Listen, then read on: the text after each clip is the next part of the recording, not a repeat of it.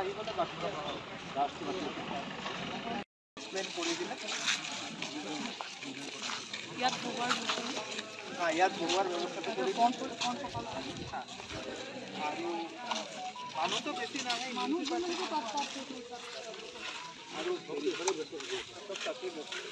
আৰু হেৰি just media ইন্টাৰেকশনৰ কাৰণে পডিয়াম এটা আমি ফলো কৰি এএছএলত আপোনালোকে ফাইনেলাইজ কৰি এই পাথৱেটো ফলো কৰি আগত সাফ কৰি ৰাখিব তাতে হেৰি কৰি দিলে লাগিলে এটা ডাঙৰ ৰেড ৰিভাৰ ইমান পোৱা নাযাব না পাৰা যাব পুৰা হেৰি ৰেড ৰিভাৰ লগাই দিব নাৰে কাটি পুৰা স্প্ৰে আহি থাকো মাৰ্গেৰিটা এতিয়া আহি বেছি ভাল লাগিছে কি ইমান ধুনীয়া ধুনীয়া ইনফ্ৰাষ্ট্ৰাকচাৰ ইয়াতে বনি আছে আমাৰ ডিষ্ট্ৰিক্টত অলৰেডি ডুমডুমাত এটা MRF ইনগুৰেশ্যন হ'ল আৰু 24 তাৰিখে ইয়াতে মেটেৰিয়েল ৰিকভাৰী ফেচিলিটি যেটো আছে মাৰ্গেৰিটা টাউনৰ ৱেষ্ট মেনেজমেণ্টৰ কাৰণে এটা নতুন লেণ্ডমাৰ্ক এজ পাৰ প্ৰগ্ৰাম ইয়াতে অনাৰেবল CM ছাৰে ইনগুৰেট কৰিব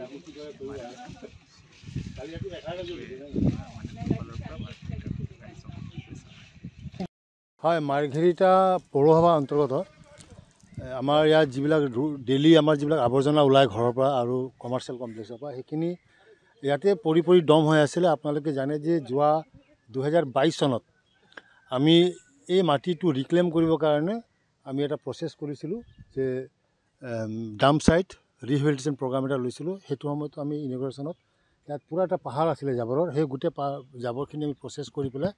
এই জেগাটো আমি ৰিক্লেইম কৰিলোঁ ৰিক্লেইম কৰাৰ পিছত ইয়াতে মেটেৰিয়েল ৰিকভাৰী ফেচিলিটি আৱৰ্জনা নিষ্কাশন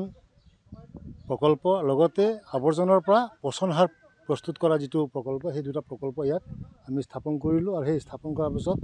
আহি আজি 2 বছৰৰ মূৰত 2025 চনত আমাৰ এই প্ৰকল্পটো সম্পূৰ্ণ হৈ উঠিছে আৰু অহা 24 আগষ্ট তাৰিখে অসমৰ মাননীয় মুখ্যমন্ত্ৰী ডক্টৰ হিমন্ত বিশ্ব শৰ্মাৰ পদাৰ্পণ ইয়াত কৰিব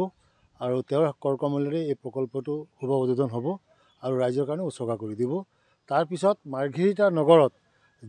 আৱৰ্জনাৰ কোনো পাহাৰ আপোনালোকে দেখিব নাপায় কাৰণ ডেইলি আৱৰ্জনা যি ওলাব সেই গোটেই ডেইলি আৱৰ্জনা ইয়াতে প্ৰচেছ হৈ পেলাই ইয়াতে বস্তুটো শেষ হৈ যাব অকল মাৰ্ঘেৰিটা নগৰ নহয় মাৰ্ঘেৰিটা নগৰৰ লগতে ওচৰ পাজৰ যিমান পঞ্চায়ত আছে যেনে মাকুমপথাৰ পঞ্চায়ত ভিতৰপাৰা পঞ্চায়ত কেটেটং পঞ্চায়ত কুমাৰপট্টি বৰগোলাই হামুকজান আৰু লিডু এই গোটেইকেইটা পঞ্চায়ত সামৰি লৈ তেওঁলোকৰ লগত আমি MOU কৰি পেলাই সেই পঞ্চায়তবিলাকতো যিবিলাক আৱৰ্জনা আছে সেইখিনিও আমি প্ৰথম ষ্টেজত আমি আনি পেলাই ইয়াত আমাৰ কৰিম কাৰণ আমাৰ এই প্ৰজেক্টটো কেপাচিটি হ'ল 50 টন পাৰ ডে কিন্তু মাৰ্ঘেৰিটা টাউনত এতিয়া 10 পৰা 12 টন ডেইলি ওলায় তো বাকীখিনি আৱৰ্জনা আমি ওচৰ পাজৰ পঞ্চায়তৰ পৰা আনিম আৰু আনি পেলাই আমি এই গোটেই প্ৰক্ৰিয়াটো আমি হেৰি কৰিম আৰু আহিব লগা দিনবিলাকত মাৰ্ঘেৰিটা সমষ্টিত মাননীয় বিধায়ক ভাস্কৰ শৰ্মাৰ নেতৃত্বত এটা আৱৰ্জনামুক্ত নগৰ হিচাপে আমাৰ গঢ় লৈ উঠিব এইটো আমাৰ বিশ্বাস ইয়াকে ক'লোঁ ধন্যবাদ